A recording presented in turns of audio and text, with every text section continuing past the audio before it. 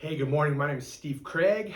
I'm the high school pastor here at Twin Lakes, here with today's Daily Devo. I wanted to start by thanking Mark for a great message on Luke chapter 15. Mark, thanks for the reminder of the compassion that Jesus has for people. Man, I don't know about you, but one thing that really bugs me these days is when I lose my cell phone.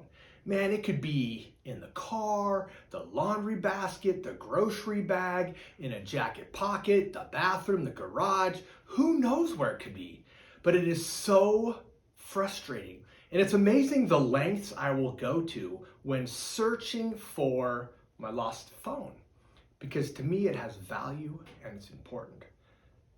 That's exactly what Mark was talking about this weekend. In Luke 15, Jesus is surrounded by people who are lost and are hurting, and they are drawn to Jesus, and he welcomes them open arms.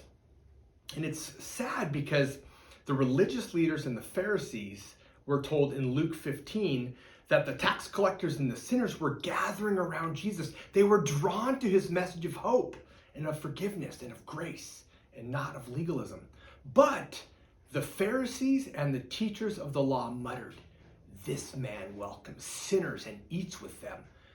It's amazing that people who were following God were more concerned with the rules than the relationship.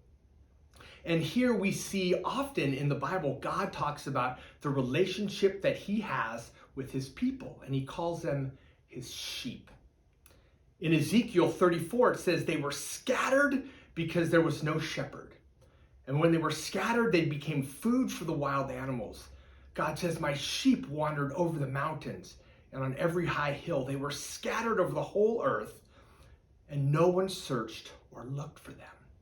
But we see in Luke chapter 15 that God, through Jesus Christ, is searching for the lost sheep, the hurting, the broken, the physically ill. God is searching for them.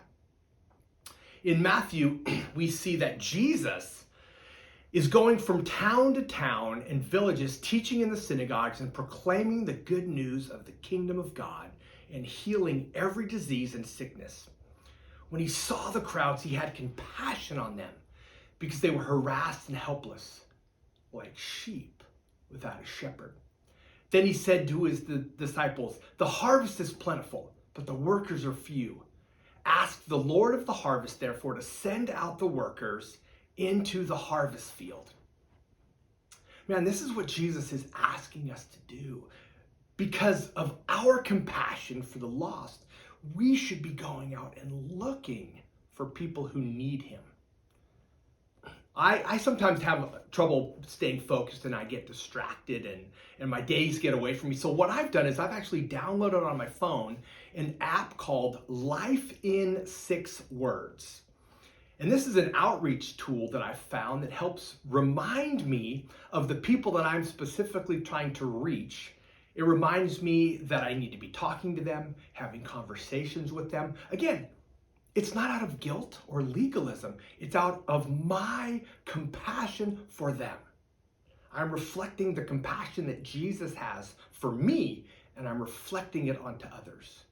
How are you going to impact the world for Jesus today? How are you going to show compassion to the lost?